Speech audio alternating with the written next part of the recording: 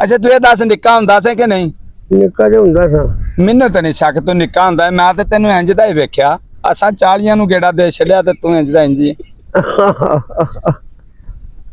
कमाल है यार।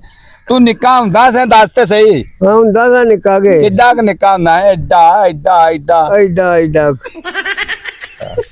ए अच्छा कदे निक्के हुंदे बांदर किला खेडिया? कोई ना यार। नहीं खेडिया? कदी निक्के हुंदे बांदर किले च जुत्तियां पईयां होण? नहीं पईयां? नहीं गया यार। हुण किते ब्याह तो बाद जनानी तो खादियां होण? ये ते बड़ियां खादियां ने। अच्छा जे बांदर किले चो बच गया ते घरों नहीं बचिया? घरों नहीं बचा। ते एदे नो निक्के हुंदे बांदर किला खेल लेंदा, ओ फायदे च नहीं? ओ फायदे सी। आह ते ये फायदा जगह नहीं रह गया।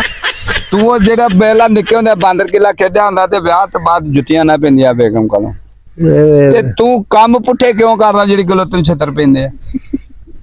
हो जांदे आ के जान के करदा? हो जांदे आ यार। यार वेख नसीबा दी गल हुंदी आ। ये कई चारे सारी जिंदगी नहीं खांदे छितर, कई एदे अर्गे रोज भी खा लेंदे। डेली पैंदे आ कि कोई दिन नागा भी हुंदा? कदी डेली कदी नंगा। नाश्ते च के होवे?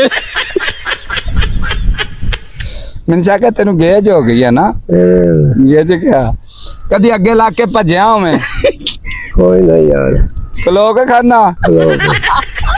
जिंदाबाद। आ मैं दोस्तों पहली आ रहा मर्द बंदा वेख्या कसम ना खलो के छितर खांदा बेगम को, नहीं तो लोग दा बचा जांदे यार। नहीं डरदा, डरदा। लोग बड़े उंतरिया दा बचा जांदे छितरां दी वारी आवे। ये बंदा नहीं डरदा, अगला दा खा के पूरा